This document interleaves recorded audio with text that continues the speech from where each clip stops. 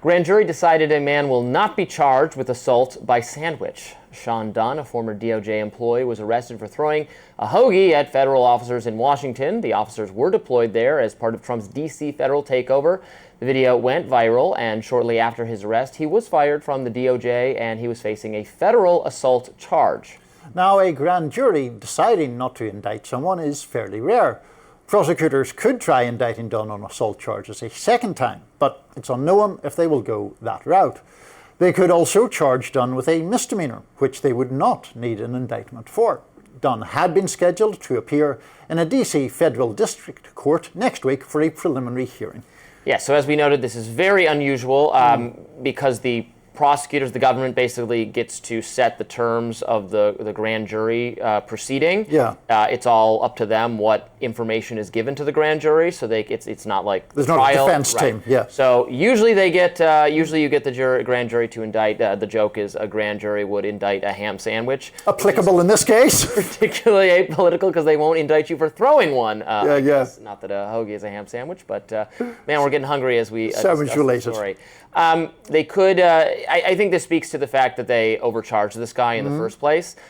I could see honestly, I wasn't even. It's a sandwich. I certainly could see a misdemeanor charge. I don't think this is the most important thing. When we talk about bringing crime under control in this city, it's not the sandwich throwers you're thinking of. Obviously, you should not throw anything at anyone, including at the police. This would be a case where, if he loses his job as a result of this, I'd say, well, it's what happens when you that did which happen. He did, yeah. And I don't find that inappropriate. Yeah. Again, there's a possible criminal charge that I would agree with, but they overcharged and they struck out. And honestly, maybe controversially or just for me, I think if they strike out and screw up the first time, they shouldn't get another crack at it. Yeah. Well, we're going to be concluding our live show in a moment of harmony because I basically endorse all of that. I think that they did obviously overcharge. Yeah. Yes, of course, it's true that you shouldn't be throwing your sandwiches at people, whether they be federal officers or work colleagues or work enemies or anything else. It's a bad idea to be hurling sandwiches at people, but it's also something that should not lead to some sort of felony conviction. I threw a pen once. Did you? In this chair. In here? Yes. Oh, was I there that time? There was a okay. Well, so lock me up, I guess. Well, there we go. Felony charges against you.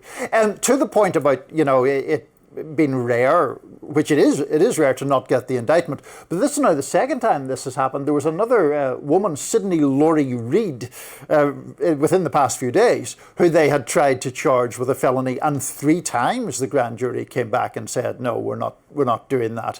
So they have, I think, gone for a misdemeanor charge against her. That case was one where there was some kind of melee, and the grand jury did not seem to believe that she was the instigator of it, not least because the overall injury done was somebody scraped their hand somewhere in that melee, which was not, again, considered sufficiently felonious, I think, to support an indictment. Yeah, it's... if he had laid his hand... I mean, the technical definition of what counts as... assault, you're touching someone who doesn't want to be touched. You can't do that. Yeah. But I think it's definitely a bad idea to fight with the police, to resist with the police. You are free to speak out against the police, protest the police. You can scream at the police. You can stay silent in relation to any question that is asked. You should. Not only we're big fans of that. Yeah. Should you? Yeah. You zip it. Don't talk to the police. This is a rare moment of unanimity on Rising. Am I being detained, and or am I free to go? Right. And I would like to talk to an attorney. That's all you need. Yes. That's all you need, baby. News you can use. It's very important. Yeah. Look, I'm not. I have criticisms of policing, and I'm for some aspects of criminal justice reform. Some I think we can't do anymore, but some I still support. I think the police should be treated with respect. They have a hard job. I think a lot of police officers do a great job. I've never in my life I haven't had so many interactions with police, but I've had some. I've never had a bad interaction with the police, but some people do, and bad cops should be gotten rid of, and they should pay them what they should attract good cops, and they should be trained effectively, and that would make our streets safer and better, and not for getting rid of the cops at all. Yeah. You should show them respect, just like you should show anyone respect. You shouldn't throw a sandwich at a postal worker, you shouldn't even throw a sandwich at a TSA agent. I mean, they would confiscate it before you could get anywhere near a TSA agent with a sandwich, sadly.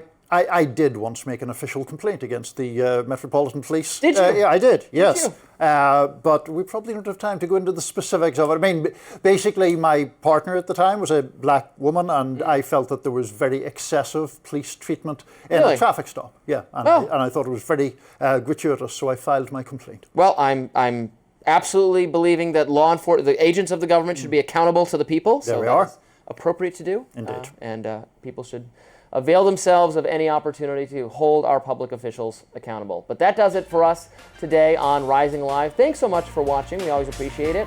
Look out for more exclusive YouTube content coming your way today. And be sure to like, share, and subscribe to the Hills YouTube channel so that you never miss any content. And of course, for those of you who like to listen while on the go, now available anywhere you can listen to podcasts.